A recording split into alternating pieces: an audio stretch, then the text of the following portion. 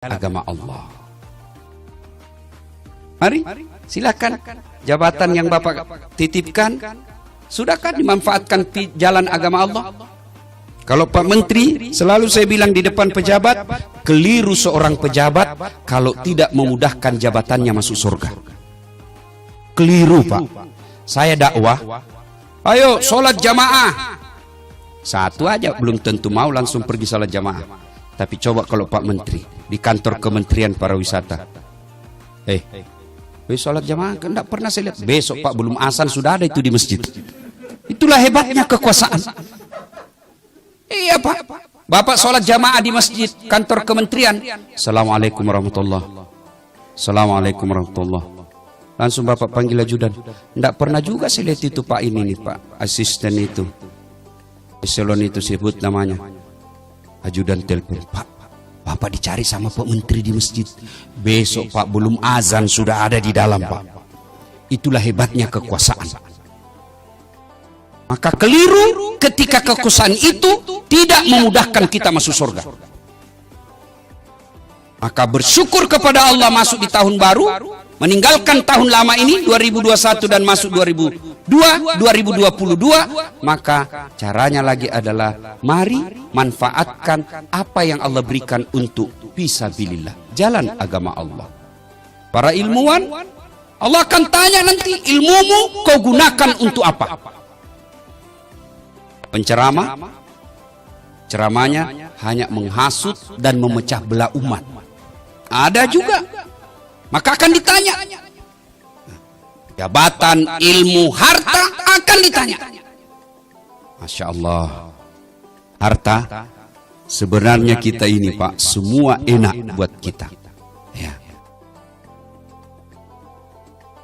Tentu Pak Sandi soal harta banyak pertanyaannya Banti dibanding pertanyaannya bagi security. Kan ditanya itu yang empat tadi saya katakan. Nabi jelaskan, hartamu kau dapat dari mana, kau gunakan untuk apa? Itu pertanyaan.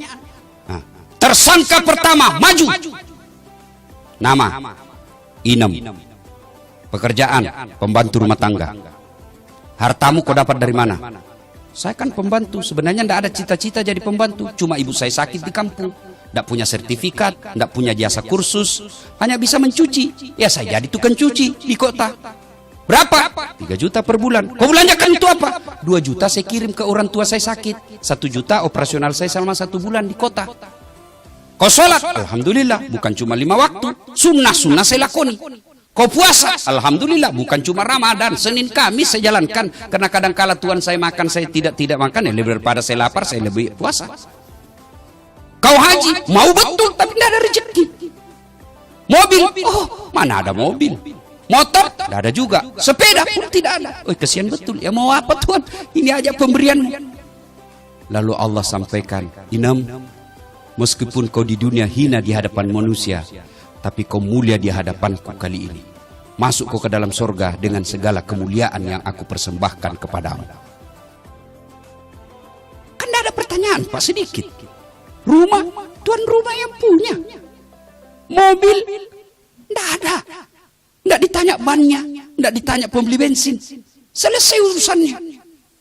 Tersangka berikutnya, maju. Nama, Haji, titik-titik.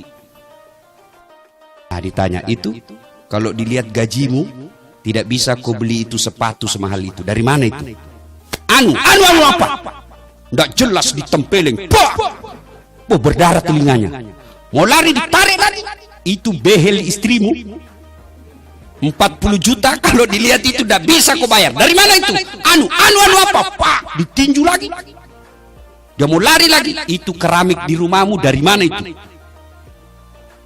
Babak belur dia Pak. Berdarah-darah mukanya. Masuk juga surga tapi sudah babak belur.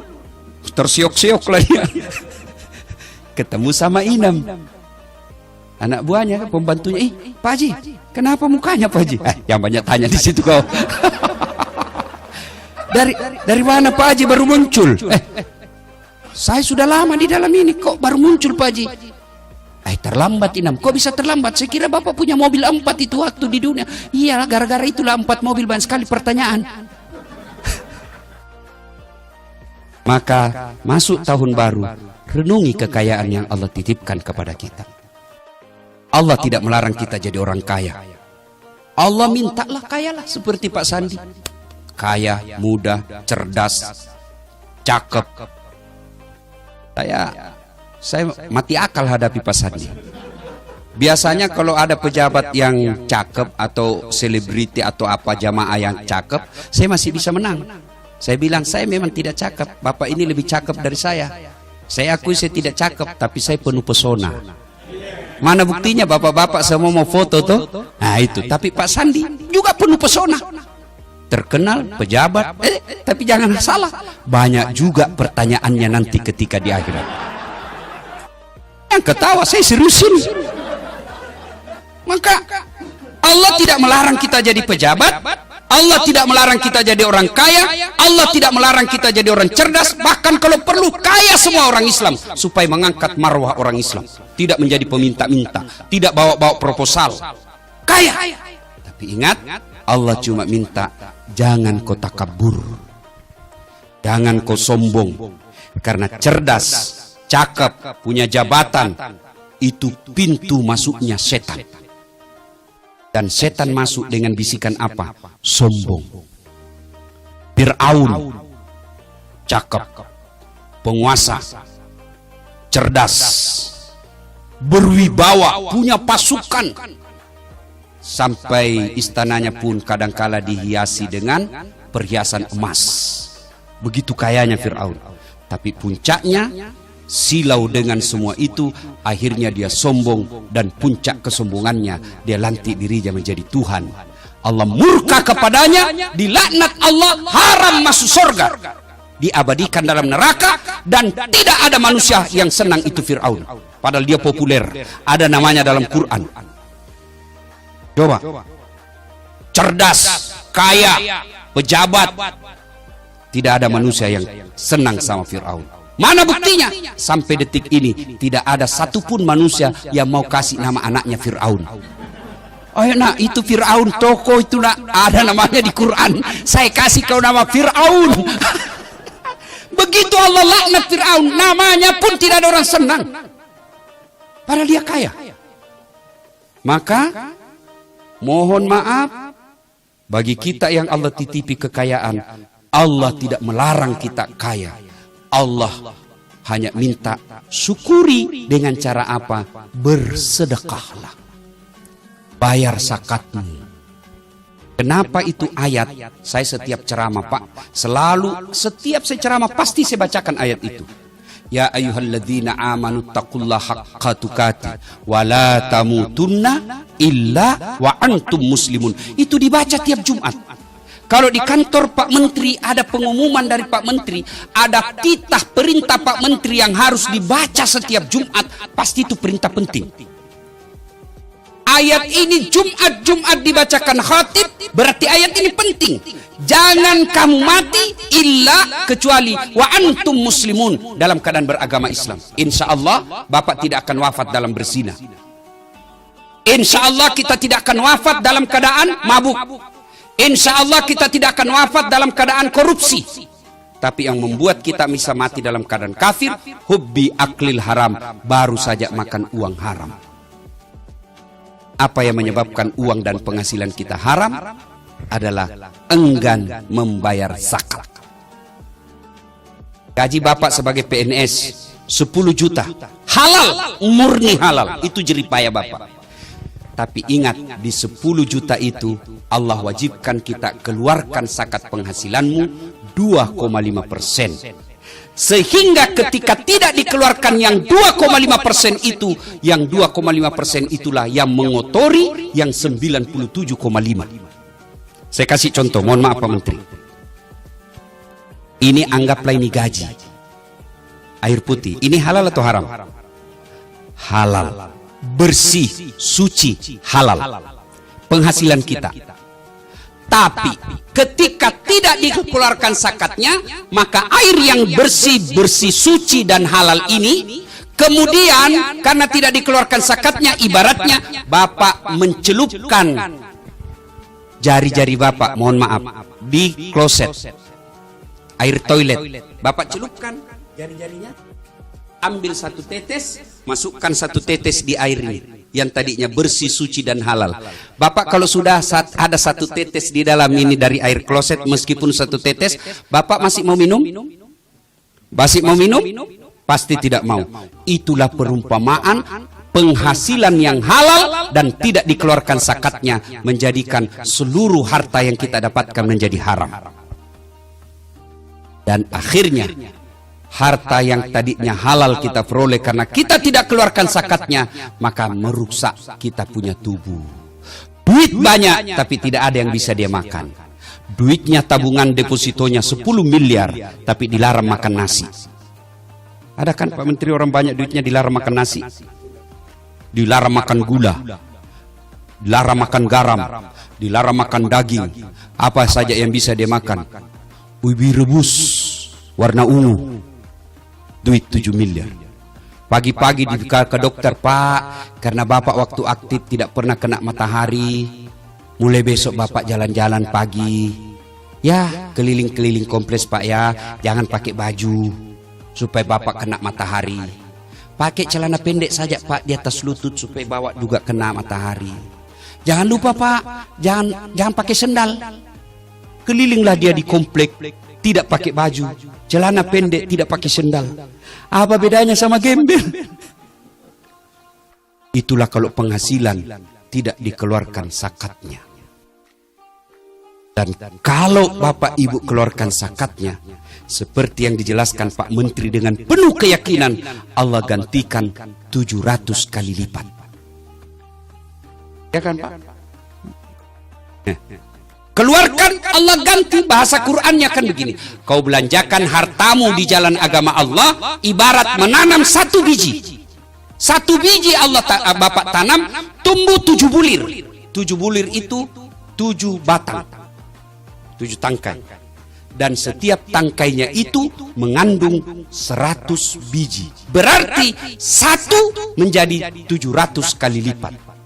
Maka itulah sebabnya orang dermawan, orang yang rajin bersedekah, telaten membayar zakatnya, tidak pernah kita dapatkan bangkrut. Nah memang Allah sudah menjamin.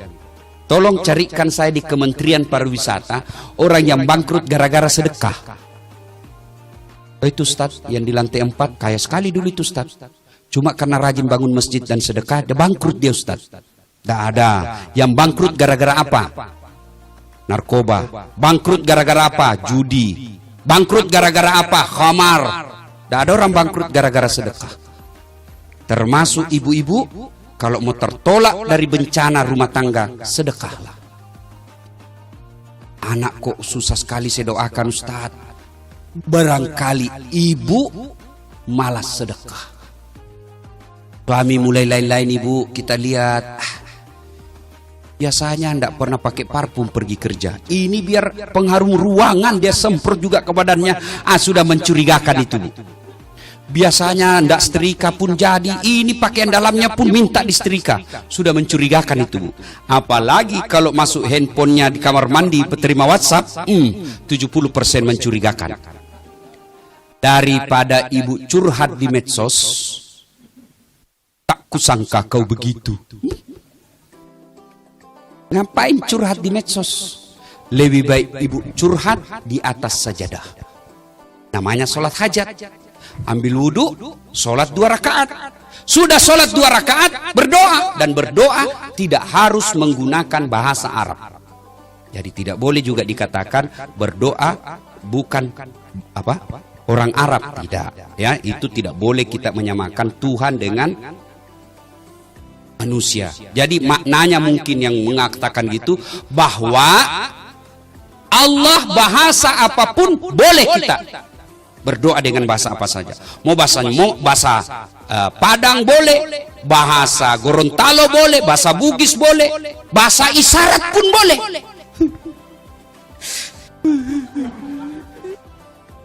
Itu bahasa isyarat, Allah sudah tahu. Sudah itu ibu, sudah ya Allah. Saat yang membolak-balikkan hati suamiku, tidak mungkin saya bisa menjaga suami saya 24 jam. Saya periksa HP-nya, ternyata masih ada yang dia sembunyi. Engkau maha memelihara.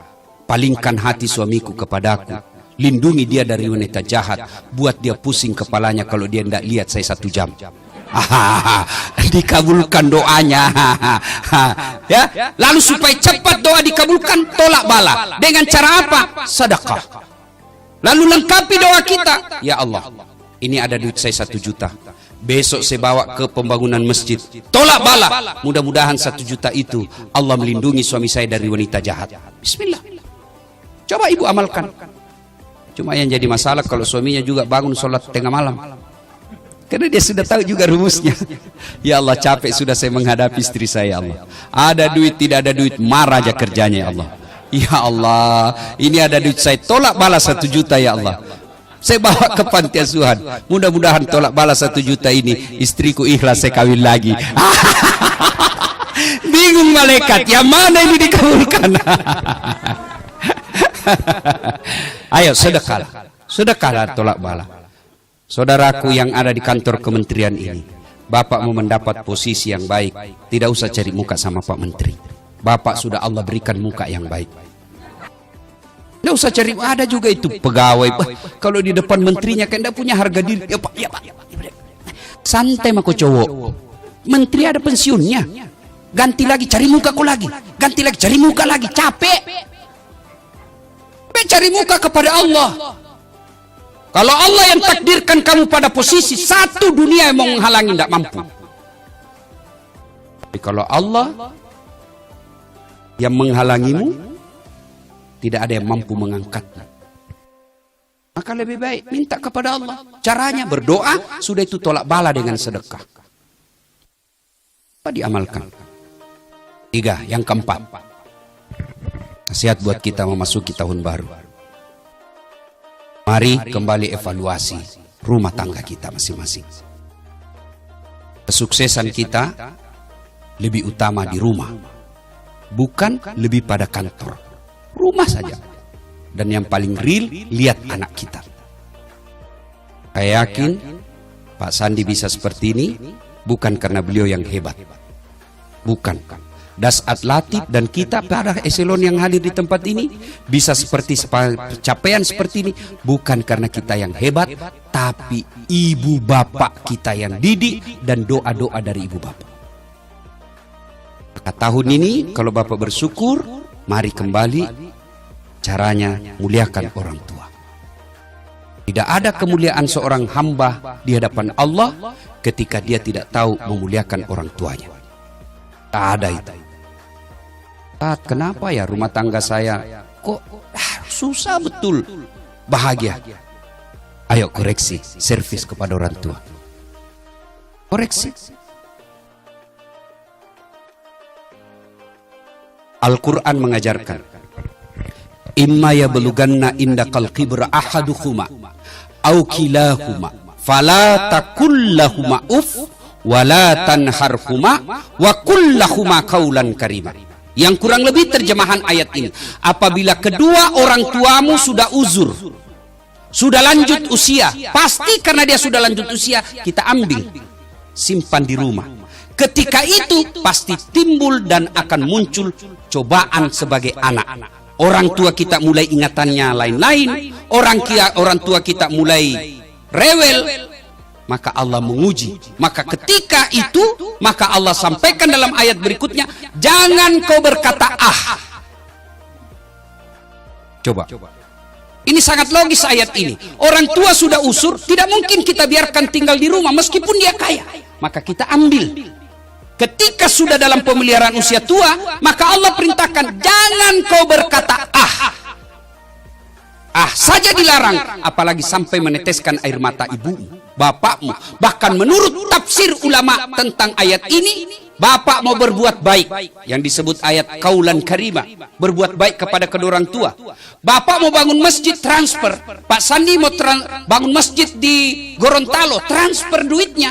Bukanlah suatu kesalahan, itu bisa, amalnya tidak berkurang. Pak Sandi mau bangun panti asuhan di Padang dengan mentransfer, itu juga suatu kemuliaan. Tapi menurut ayat ini, Pak Sandi mau berbuat baik, Dasat mau berbuat baik kepada orang tuanya, akhlak mulia jangan kau transfer tanganmu dengan tangannya orang tuamu. Itu yang disebut akhlak mulia kepada orang tua.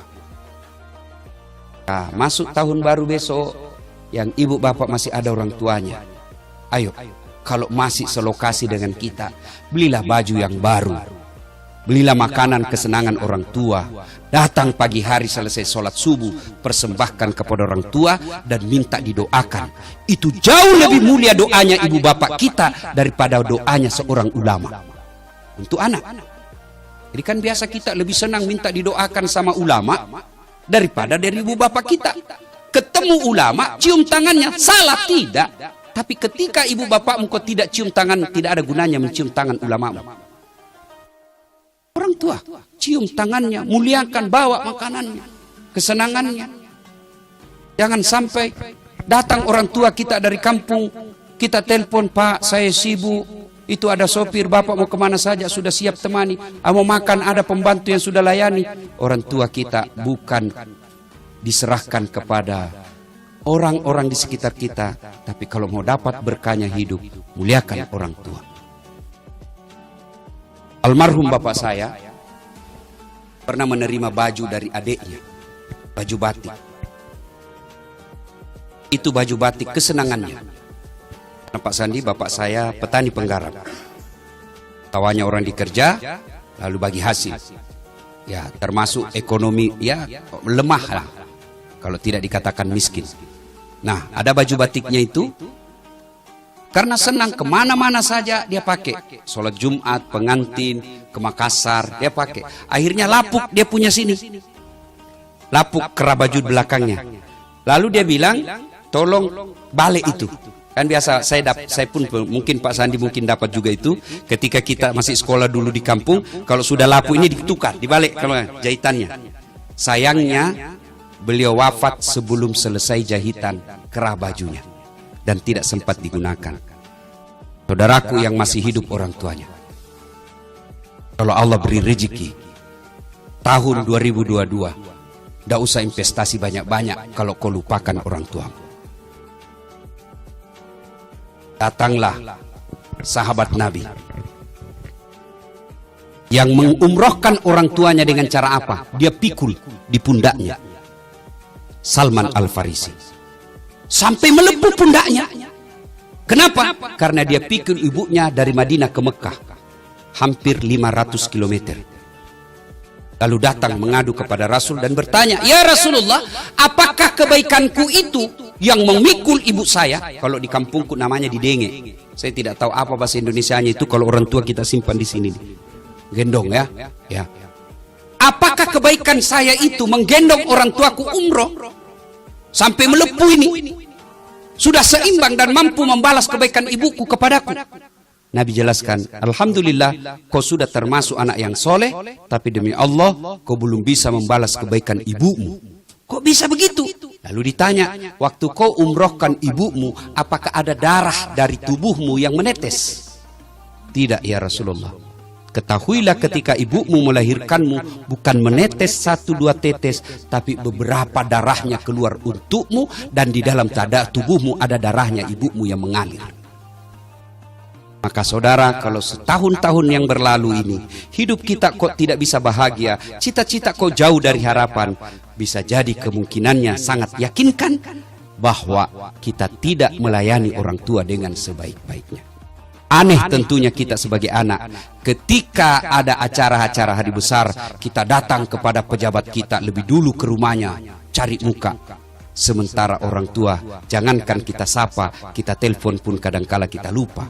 Ketika pejabat kita menelpon, di saluran lain ibu kita juga menelpon. Biasanya kita terima teleponnya ibu, lalu kita bilang, "Bu, tunggu ya, menelpon saya punya kabar, menelpon saya punya dir."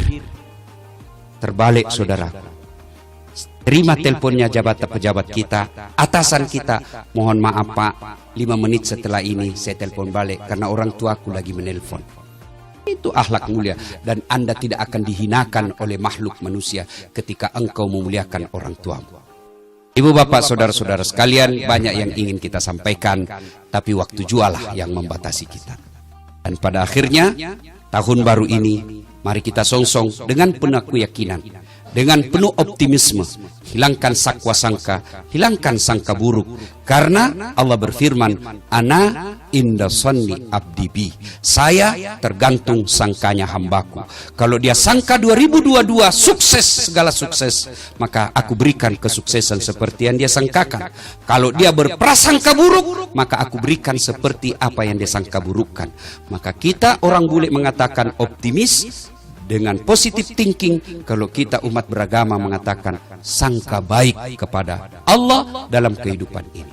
Semoga Allah memberkati kehidupan kita yang lalu dan yang akan datang. Mari kita tutup ceramah kita ini dengan berdoa kepada Allah Subhanahu wa taala. Kita awali dengan mengirimkan suratul Fatihah kepada Rasulullah Muhammad sallallahu alaihi wasallam. Khasiat dan keutamannya kita ikhlaskan untuk sahibul bait. Ila hadratin Nabi Mustafa Muhammad sallallahu alaihi wasallam, summa hususil sahibul bait. Al-Fatihah. A'udzu billahi minasyaitonir rajim. Bismillahirrahmanirrahim. Alhamdulillahirabbil alamin. Iyyaka na'budu wa iyyaka nasta'in.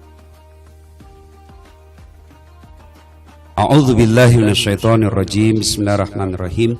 Allahumma salli ala sayidina Muhammad wa ala ali sayidina Muhammad. Allahumma ighfir lil mu'minina wal mu'minat wal muslimina wal muslimat al ahya'i minhum wal amwat innaka sami'un qaribun mujibud da'wat wa kadil hajat. Allahumma ighfir lana wa liwalidayna warhamhuma kama rabbayana. Allahumma inna nas'aluka salamatan fid din, salamatan fid dunya wal akhirah, wa afiatan fil jasadi, wa siyadatan fil ilmi, wa barakatan fil rizq, wa taubatan qablal maut, wa rahmatan indal maut, wa maghfiratan ba'dal maut. Allahumma hawwin alaina fi sakaratil maut, wa najatan minan nari wal afwa indal hisab. Ya Allah, Zat yang Maha membalas, balaslah segala kebaikan orang-orang yang telah mewakafkan waktu, harta dan ilmunya untuk acara ini. Angkat harkat dan martabatnya, wujudkan cita-citanya, bahagiakan keluarganya, dan jika kelak menghadap kepadamu, hadapkan dalam iman dan Islam. Ya Allah, ya Rabbi, ya Karim, di kantor Kementerian Pariwisata ini, ya kami mencari nafkah dan memperbaiki karir kami. Jadikan segala pekerjaan kami berkah, jadikan segala penghasilan kami berkah, lalu jadikan kami pandai bersyukur kepada segala nikmat-Mu, ya Allah. Ya Allah, ya Rabbi, ya Karim, Zat yang beri hidayah dan pertolongan, tolong dan berikan hidayah kepada kami, Allah. Perbaiki akhlak kami, ya Allah. Perbaiki lisan kami, ya Allah. Perbaiki segala penghasilan kami, ya Allah. Engkau yang Maha memperbaiki, maka perbaikilah segala keburukan-keburukan yang telah kami lakukan. Rabbana innana sami'na munadi yunadi lil iman an amanu bi rahmatika ya arhamar rahimin. Rabbana atina fid dunya hasanah wa fil akhirati hasanah wa qina adzabannar. Subhana rabbika rabbil izzati amma yasifun wa salamun alal mursalin walhamdulillah.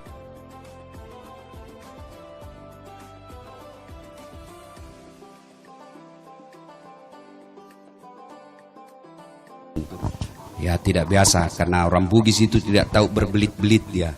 Dia langsung saja, kalau orang Bukin pantun, aku melihat ada bunga di dalam taman, padahal maksudnya cewek cantik. Kalau orang Bugis dia bilang, cantik anakmu, gimana kalau saya lamar? Nah, itu dia langsung begitu saja orang Bugis, ya. Saya berpantun untuk menghargai Pak Menteri, ya, tapi jangan masukin dalam hati. Lebat batang padi jerami, padi dipanen di pagi hari, niat hati berpoligami, apa daya takut istri. Burung cendrawasih terbang tinggi, mencari makan di pagi hari. Bukan kami takut istri, cuma istri lebih berani. Demikian, wabillahi taufiq wal hidayah. Assalamualaikum warahmatullahi wabarakatuh.